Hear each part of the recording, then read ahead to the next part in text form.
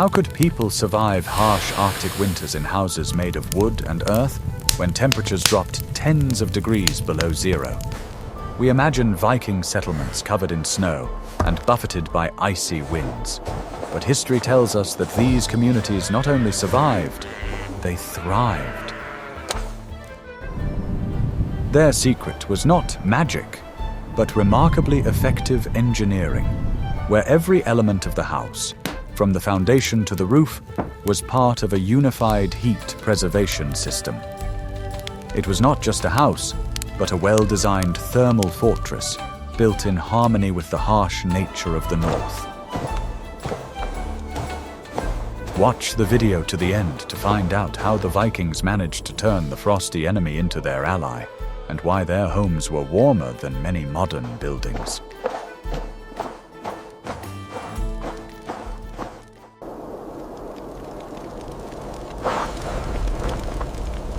I will reveal the best-kept secret. The Viking house, the famous longhouse, was not just a building, it was a living creature. The Scandinavians, who spent half their lives at sea, transferred the principles of shipbuilding to land, creating a unique architectural form. These houses, which reached lengths of 30 and sometimes 80 meters, had walls curved like the sides of a drakkar. This shape was chosen not for beauty, but to combat the merciless northern winds, allowing air currents to flow around the structure rather than hitting it with full force. The entire life of the community was concentrated under one giant roof. In this huge space, there was no division into rooms in the modern sense. Everyone lived here, the head of the family, his relatives, workers, and even slaves. Such collective living was not only a social necessity, but also an important element of thermoregulation, since dozens of people in one enclosed space generated a significant amount of heat.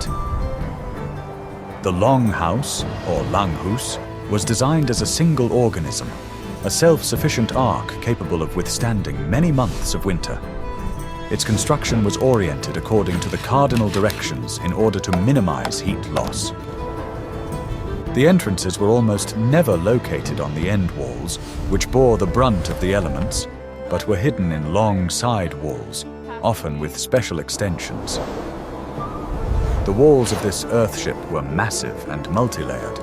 The Vikings did not rely solely on wood, which was a valuable resource in the harsh climate, but not the best insulator. They created a complex sandwich of materials, where each layer performed its own function, turning the dwelling into something like a modern thermos.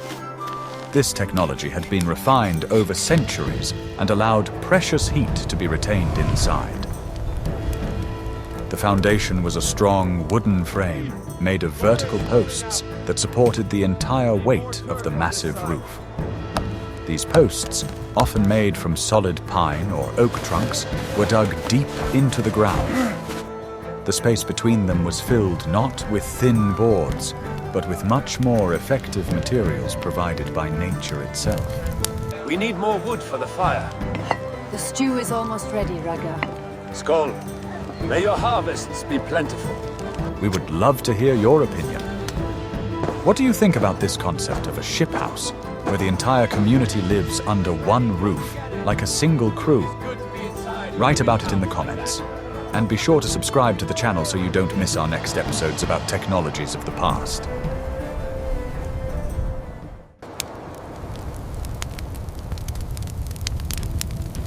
Are you ready to learn the truth about what the Vikings actually used to build their wooden houses? When we hear Viking house, we imagine a log cabin similar to those built in wooded areas. However, in many regions, such as Iceland or Greenland, wood was incredibly scarce. Therefore, the Vikings developed a technology that minimized the use of wood, relying on other, much more accessible materials. The foundation of the house was the frame. This was the only part where wood was indispensable. Strong pillars made of oak, pine, or birch formed the skeleton of the building. This skeleton bore the entire load of the roof and walls. But the walls themselves were not wooden in the sense we are familiar with.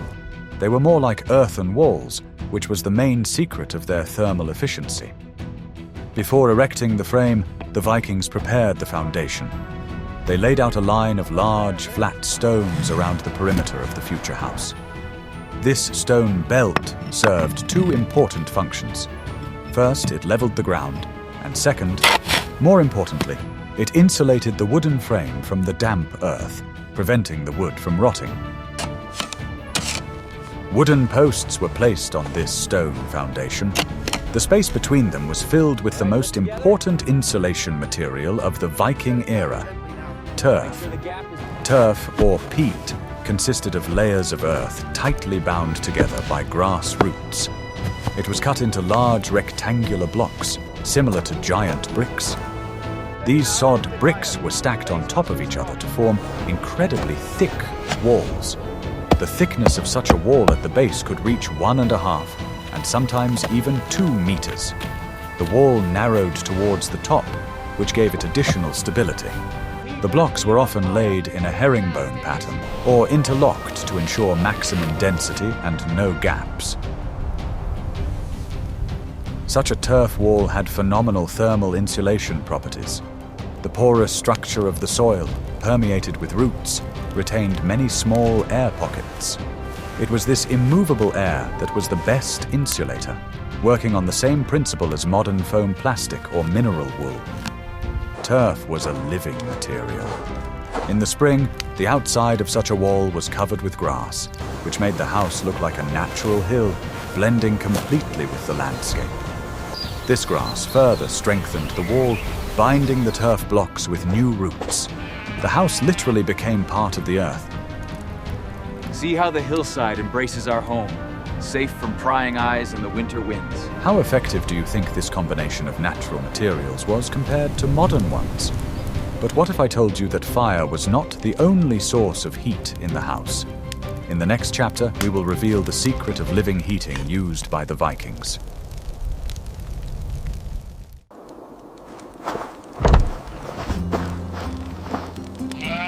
What I am about to show you was normal for the Vikings, but shocking to modern people. They shared their homes with dozens of animals. This was not a sign of savagery or poverty, but an ingenious engineering solution that saved fuel and allowed them to survive the harshest winters. The longhouse was not just a dwelling for people, it was also a winter barn, and these two functions were inextricably linked. The interior of the house was clearly divided into two areas, living and working. About half, and sometimes more than half, of the house was occupied by stalls for livestock. Cows, sheep, goats, and horses, the main wealth of any Scandinavian family, spent the winter here. The lack of separate buildings for livestock was not a whim, but a well-thought-out survival strategy. The living area and the barn, or feops, were usually separated by a simple wooden partition.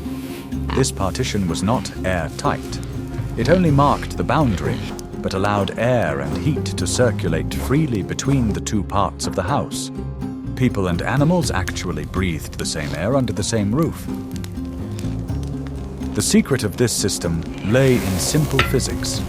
Any large animal, such as a cow, generates a huge amount of heat during its life. A dozen cows in an enclosed space is a complete heating system, operating around the clock and completely free of charge. The heat generated by livestock was as important a resource as firewood or peat. The floor level in the living area of the house was often slightly higher than in the barn. This was done not only for hygiene reasons, to prevent waste from the barn from entering the living area. Warm air from the animals, following the laws of convection, rose and naturally moved to the higher living area of the house, mixing with the heat from the hearth. The warmth holds well tonight. It does. The animals benefited no less from this proximity. In a harsh climate, a separate barn would freeze through, which would lead to the death of the livestock. Being under the same roof as people and receiving some of the heat from the hearth, the animals were reliably protected from the cold. It was a true symbiosis, beneficial to both sides. Of course, such a neighborhood had its drawbacks, the main one being the smell. However, for the people of that era, the smells of livestock were a familiar part of life, and did not cause the same revulsion as they do for modern city dwellers. Warmth and survival were much more important than olfactory comfort. In addition, the constant work of the hearth and the smoke from it partially neutralized the smells. If you think this method is ingenious in its simplicity, like this video. And be sure to subscribe to the channel so you don't miss new videos about how people survived in the harsh conditions of the Middle Ages.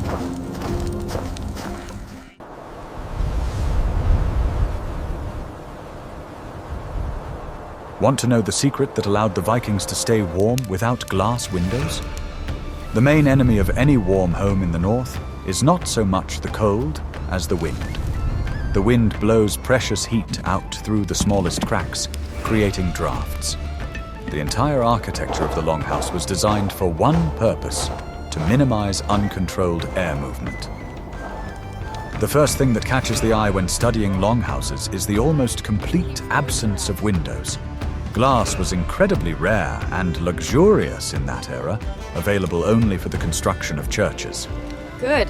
The warmth is welcome. Ordinary houses were deprived of this source of light. Sometimes tiny slits were made in the walls, but in winter they were tightly plugged with moss, straw, or wooden plugs. Life in such a house took place in constant semi-darkness, which was dispelled only by the fire in the central hearth. This was a conscious sacrifice made for the sake of preserving heat. The Vikings understood that any window was, first and foremost, a hole in the thermal armor of their home, and preferred darkness to cold. Instead of windows for lighting and ventilation, special openings in the roof were sometimes used, but we will discuss them separately. As for entrances, special attention was paid to their design. Doors were the Achilles heel of any dwelling, and the Vikings developed a whole system to neutralize this threat. The doors in longhouses were always very low. A modern person would have to bend down significantly to enter. This design not only forced the entrant to bow to the owners, but also minimized the amount of cold air entering when the door was opened. The low doorway blocked a significant portion of the icy draft. The doors themselves were massive, made of thick planks, and fitted tightly to the jamb. They never hung on the hinges we are used to. Instead, they rotated on powerful wooden pins that fit into grooves in the threshold and upper crossbar. This design ensured maximum fit and no gaps. Close that door quickly, man. It is freezing out there. Aye, come, warm yourself by the hearth. Often, the entrances to the house were not straight. A small vestibule or entrance hall was built in front of the main door. This vestibule served as the first line of defense. A person first entered this unheated room, closed the outer door behind them, and only then opened the second inner door leading to the living area. Ah, finally warmth. That cold bites hard tonight. Come closer to the fire, my love. This airlock system, or heat trap, was incredibly effective. It prevented the icy wind from rushing straight into the heated room. It is so warm by the fire. While a person was in the vestibule, they had time to shake the snow off themselves. Thus, the cold and moisture remained behind the second barrier. The location of the entrances was also not accidental. They were almost never placed opposite each other to prevent drafts from blowing through the house. Most often, the entrances were located in long walls protected from the prevailing winter winds. Sometimes the entrance was additionally protected by a protruding part of the wall or an earth embankment. Can you imagine what it was like to live in almost complete darkness for months? In the next chapter, we will talk about the heart of the house, the source that provided not only heat, but also the only light.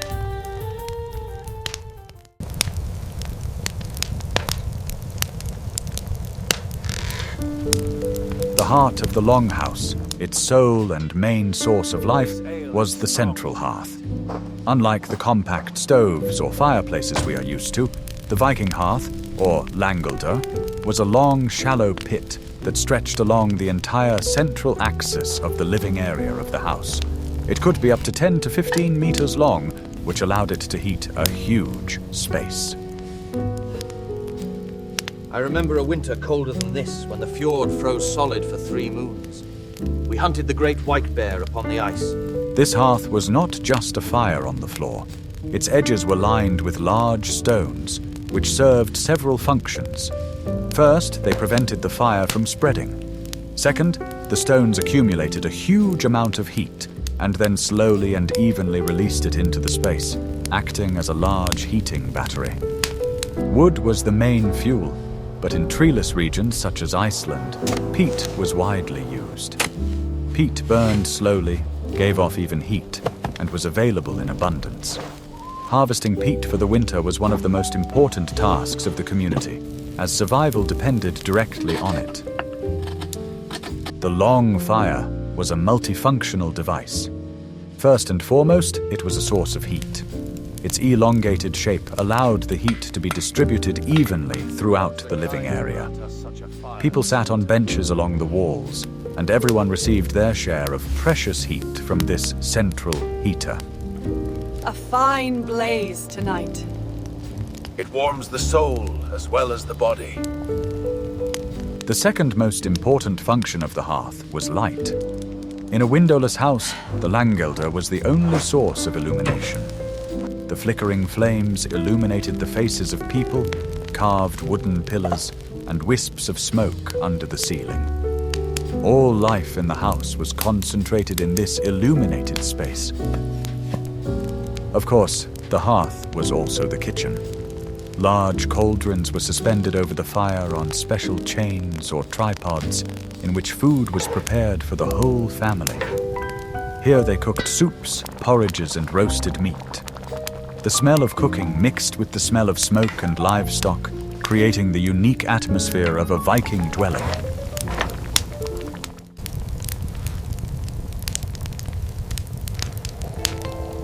What if I told you that the Vikings did not have chimneys, but they did not suffocate from smoke? The presence of a huge open hearth in the center of the house posed a difficult task for builders. How to remove the products of combustion without losing all the heat? The solution to this problem was as simple and ingenious as the entire design of the house. The fire is strong tonight. Aye, keeps the cold spirits away. Pass the horn, brother. The brick pipes and chimneys we are familiar with did not exist in those days.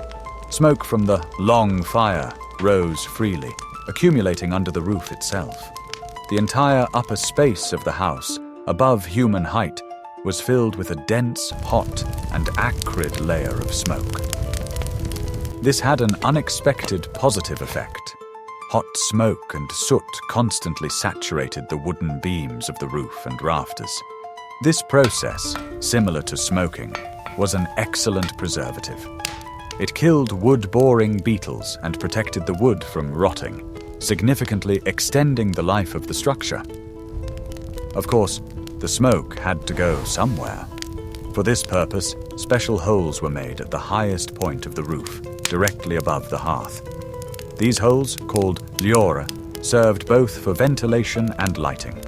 It was the only source of daylight in the house, apart from the open door. The liora was not just a hole in the roof. It had a special design that allowed it to be adjusted. Most often, it was a wooden frame that could be partially or completely covered with a special shield or cover. This cover was controlled by a long pole standing by the hearth. Controlling this damper was a real art. In winter, it was kept almost completely closed, leaving only a small gap. This allowed the thickest smoke to escape, but kept as much warm air inside as possible. The quality of the air had to be sacrificed, which was heavy and saturated with smoke in the house. Do you think it was difficult to maintain this balance between fire and air? But the roof was not only an outlet for smoke, it was also the main shield. In the next chapter, we will learn why Viking roofs were alive.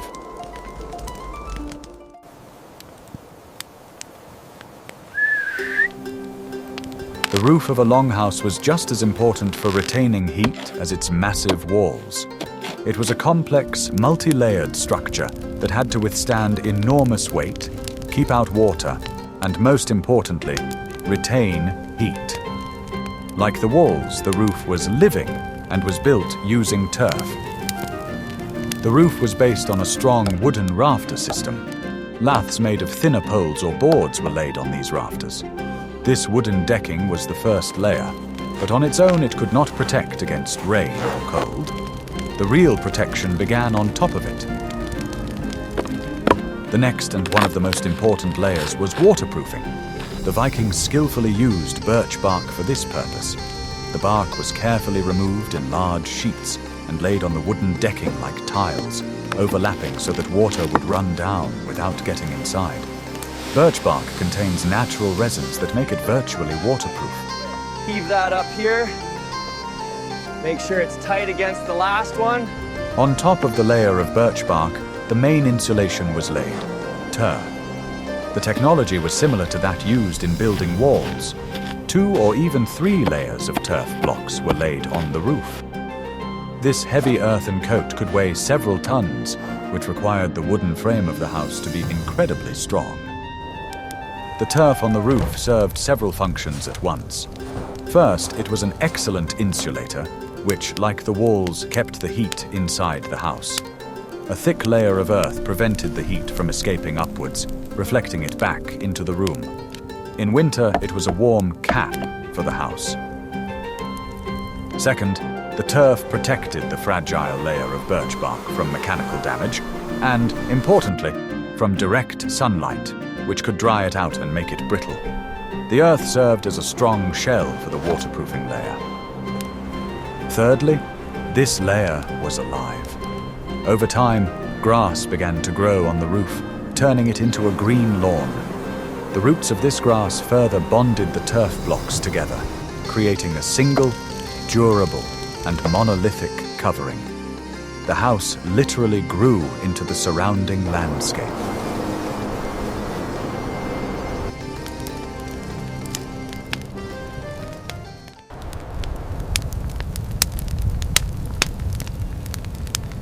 The Vikings lived in a climate where snow could lie for 6 to 8 months of the year. And while heavy snowfall is a problem for modern humans, for the Scandinavians it was another element of their complex survival system.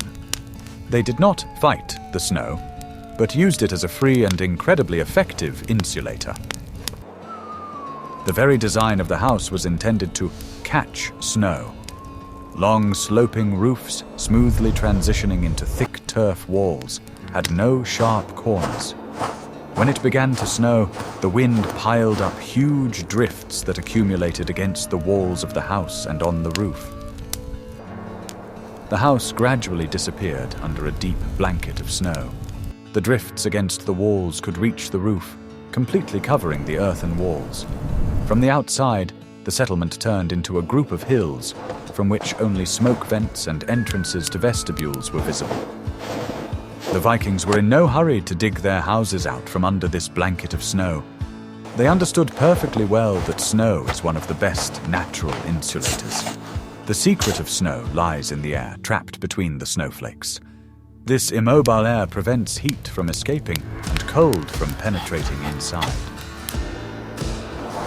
It worked on the same principle as an Eskimo igloo. A layer of compacted snow 1 meter thick or more created an additional thermal cocoon around the house. This cocoon completely sealed the dwelling, closing the last gaps through which the wind could penetrate. Under this snow armor, the temperature at the surface of the earthen walls of the house remained stable, around 0 degrees, even when a blizzard raged outside and the temperature dropped to 30 degrees below zero. The snow acted as a buffer, smoothing out sharp temperature changes and protecting the turf from deep freezing. Thus, the thermal protection of the house was multi-layered. The first line of defense was the wooden frame. The second was thick walls and a turf roof. The third, outer line of defense was a thick layer of snow. This entire system worked together to keep the heat from the hearth and livestock inside.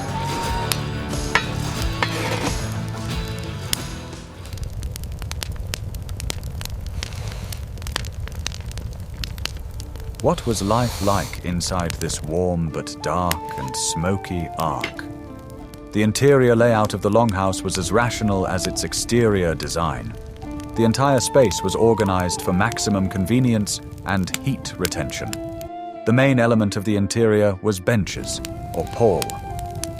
Along both long walls, from the barn to the end wall, there were wide raised platforms. They were made of wood and covered with boards. These platforms were the main living area. People sat on them during the day, worked on them, and slept on them at night. It is good to be raised above the cold earth. This layout was not chosen by chance.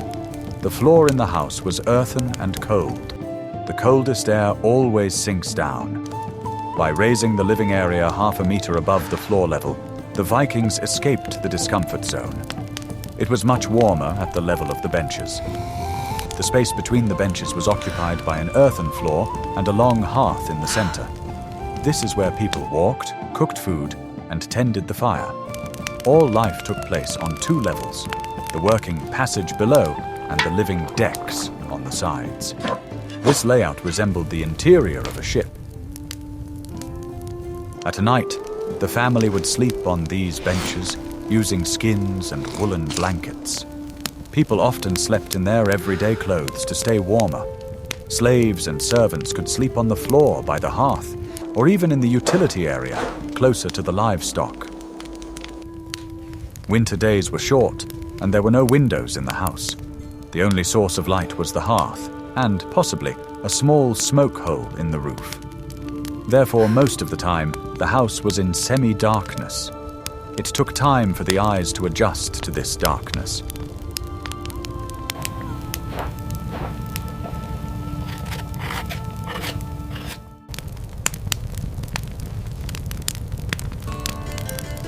The longhouse was the center of life, but it was not the only building in the settlement. For some activities, especially those involving fire or requiring privacy, separate small buildings were constructed.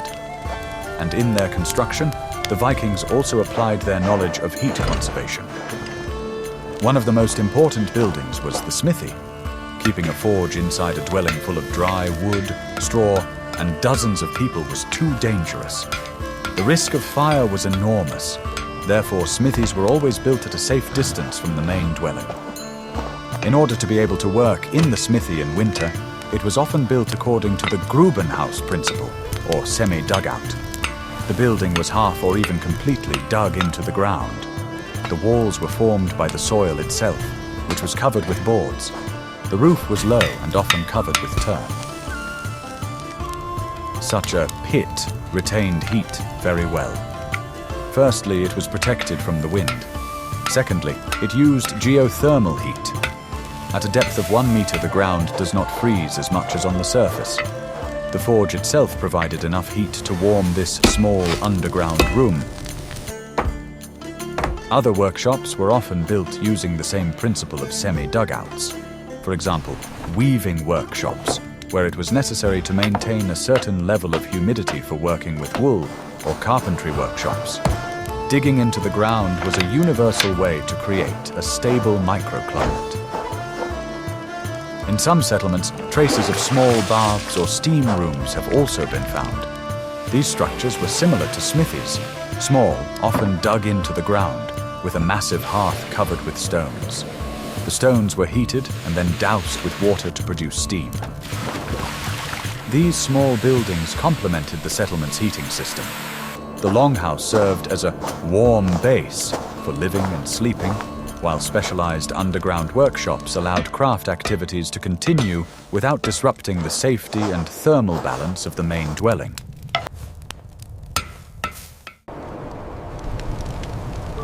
We can see that the Viking longhouse was a true marvel of engineering. It was not just a building, but a complex, integrated system where each element worked toward a common goal, preserving life in the Arctic winter. Thick turf walls, a living roof, heat from livestock, clever smoke management, and the use of snow as insulation were all part of a unified strategy. What other secrets of the Viking era would you like to uncover? Perhaps you are interested in their shipbuilding, weapons, or mythology. Suggest topics for future videos that you would like to see in the comments, and don't forget to subscribe to our channel so you don't miss out on new journeys into the past.